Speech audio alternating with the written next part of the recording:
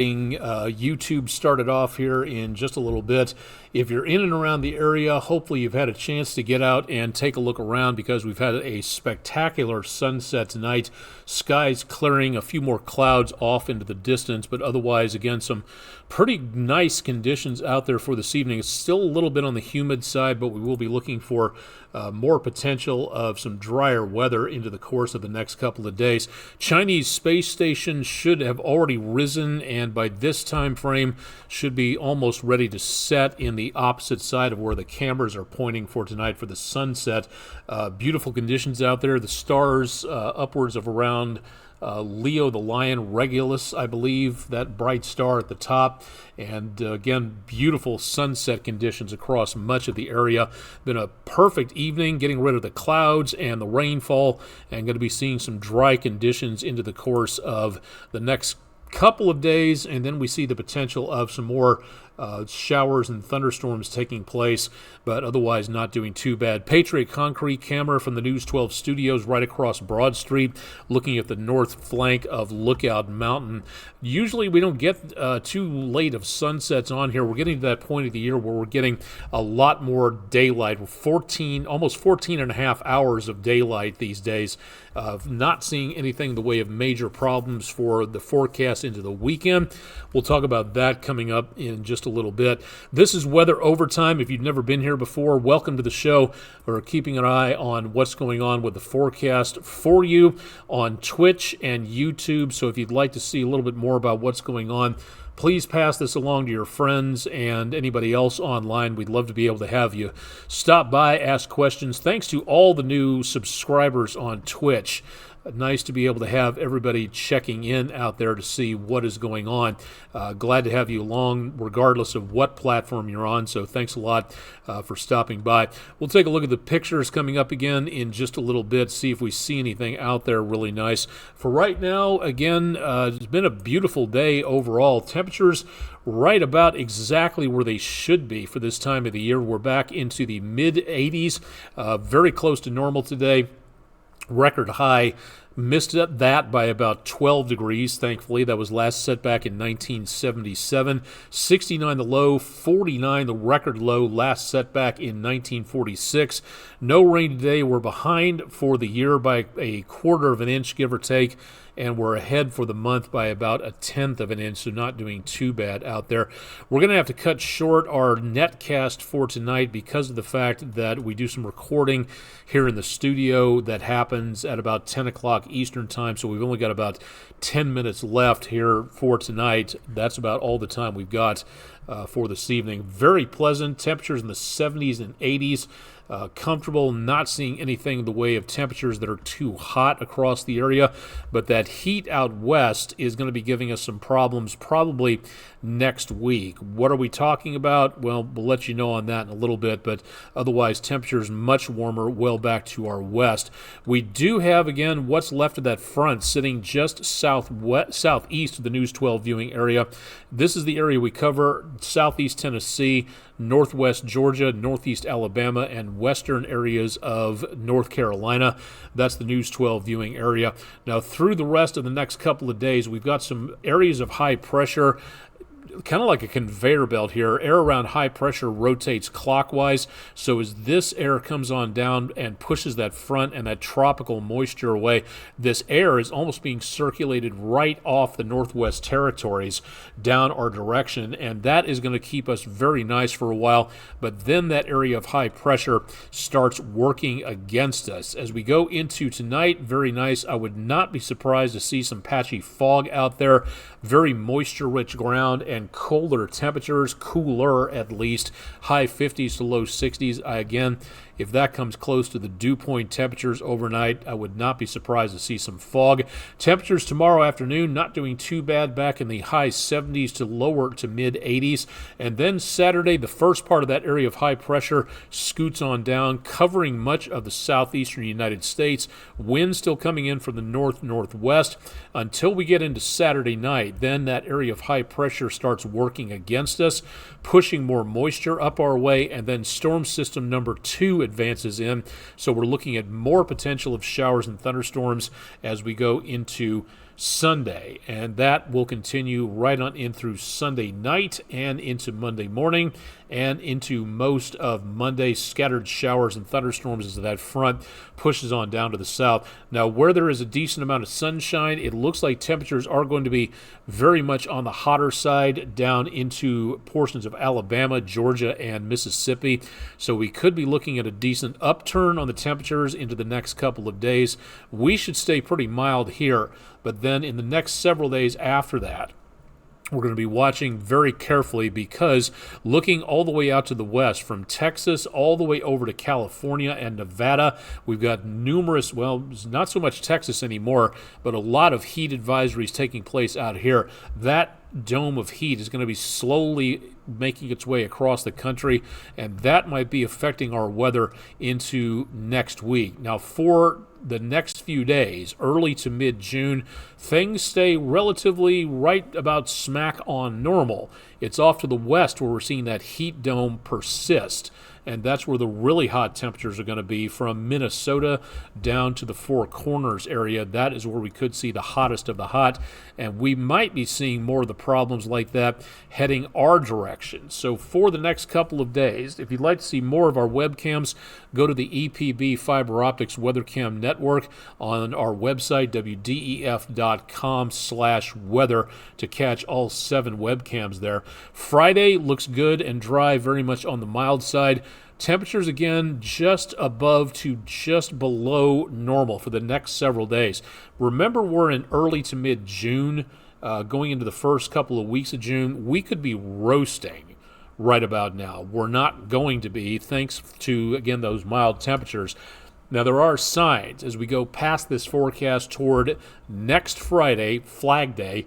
There is a potential we could be looking at the possibility of maybe some hotter weather coming on through. That is where we could see the potential hotter conditions coming on through by about next weekend, maybe numbers back around 90.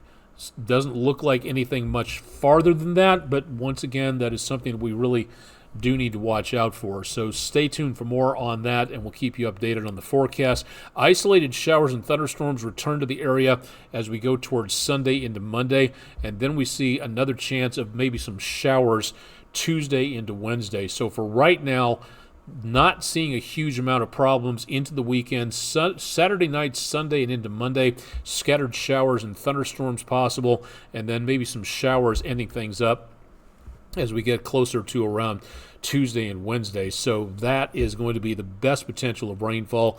It's not much, but we do get into this period of time from roughly June through about October, where it becomes the kind of call them unofficial summer doldrums, to where we get less activity in the way of showers or thunderstorms and more activity in the way of hotter conditions, drier conditions as we go into that period of time. So we'll get a few showers and thunderstorms possible, but not seeing a lot of major activity.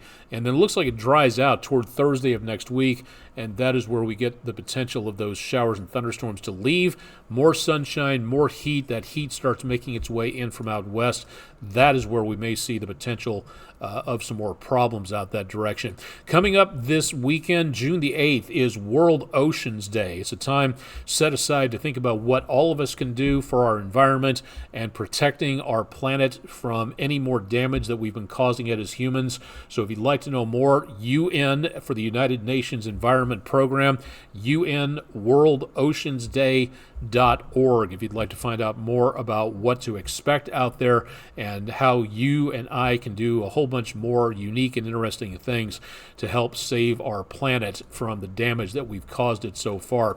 Thanks a lot to News 12 viewer Debbie Pendley from Ringgold, Georgia. Beautiful view of, I believe, City Hall around Ringgold, with Memorial Day decorations out under a partly cloudy sky. Thank you very much, Ms. Pendley, for that. Thanks to everybody for sending in some great pictures. If you've got pictures, send them to us, pictures@wdef.com. Drop them to our social media channels, or go to our main website, wdef.com/photos. and that way you can submit your picture and see what everybody else has been turning in for the Langley Roofing Weather Window Picture of the Day. Great opportunity to again see more about what other folks are seeing out there. Thanks to everybody for some marvelous photography over the course of the last several days, weeks, and months. Really great to be able to see that out there. All right, our weather poll question of the day brought to you by friendinroofing.com. Tonight's question regarding at what point in time when a tropical cyclone, no matter where it is, but mostly in the Atlantic and the East Pacific, when it finally gets a well-defined center, that is called the gotcha moment, the center definition, the vortex fix, or target acquisition. News 12's Andrew Harrison voted for the vortex fix. Kay Blevins voted for center definition, and that was the correct answer, and that is what 13% of you got on there. If you'd like to see the poll, again, go to wdef.com/vote now, or you can use the QR code on your screen to find out more. There's more polls out there, news, sports, weather, a whole bunch of stuff. You can make your opinions known. If you'd like to see more, again, wdef.com/vote now for more on that. And thanks to everybody who voted in the poll. 6 days into hurricane season, and so far we have nothing going on.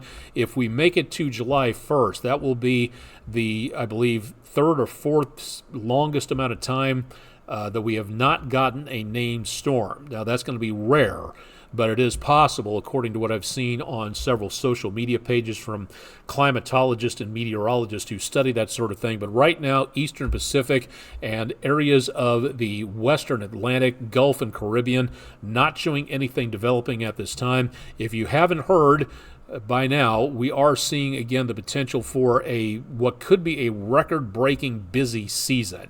And here's part of the problem. Southern Gulf around the Bay of Campeche, over into the Straits of Cuba, Caribbean, and the Atlantic, right around the Loop Current and the Gulf Current. This is where we're picking up, again, a ton of a bunch of problems where it comes to anything in the way of the sea surface temperatures being way too warm. Any storm that wanders over this area, any disturbance that manages to get over this area is more than likely going to be increasing in size, strength, and coverage in a very short amount of time. It's called RI, rapid intensification, and if it hits this bathtub warm water, this is rocket fuel for any of those storms that develop. So we could be seeing a lot of problems very quickly, so please keep that in mind if you're traveling anywhere down to the tropics and anywhere having to do with the ocean surface. Please keep an eye on what's going on with the weather. We want to make certain that everybody is paying attention to what may be happening in the semi-near future, and a good opportunity again to do that. Keep it tuned to News 12, and we'll keep you advised as to what may be heading our direction. But for right now, things are decently quiet. Still haven't seen anything develop in the last several days, so good news on that. Several of you have emailed wanting to know what's going on with the next meteor shower. The next big one is the Southern Delta Aquarids. That does not really begin until July 18th and continues until August 21st, the peak of which will be the night of July 20th to 29th to 30th of this year. Look right below the constellation of Pegasus, and that is where you should see the radiant coming out of. The moon will be about 1/3 full, so with 25 meteors per hour, that's about one meteor every other couple of minutes. They're not expected to be that bright, but that is going to be the next event coming up of any notice where it comes to anything involving meteor showers. The summertime is really pretty quiet. When you start getting toward August, the Perseids start picking up, and that is where we could see a very good sky show. We'll let you know more about that as we go into the course of the next several days and weeks. All right, the time is just about 10 o'clock. Remember, if you would like to see anything more about what I've been talking about here, please go to my social media pages.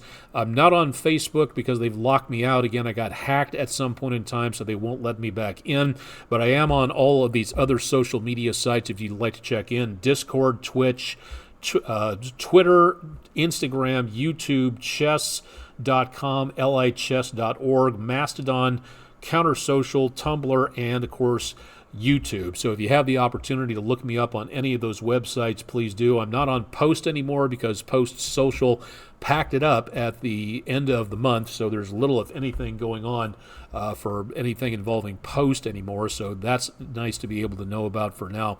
That should do it for tonight. Time is 10 o'clock, and we have to cede the studio to News 12's Andrew Harrison, who's going to be coming in here and taping some stuff, so keep it tuned to News 12 for News 12 at 11 tonight. Chip Chapman has your forecast bright and early tomorrow morning, and of course I'll have more on weather overtime coming up Friday evening to get you into the weekend. So live and direct for Thursday, June the 6th. Thanks to all the veterans of D-Day and all veterans everywhere for your service. Again, this is News 12 Chief Meteorologist Austen Onek signing off for Weather Overtime. Stay tuned for more with News 12 on air and online, and we'll see you again on Friday.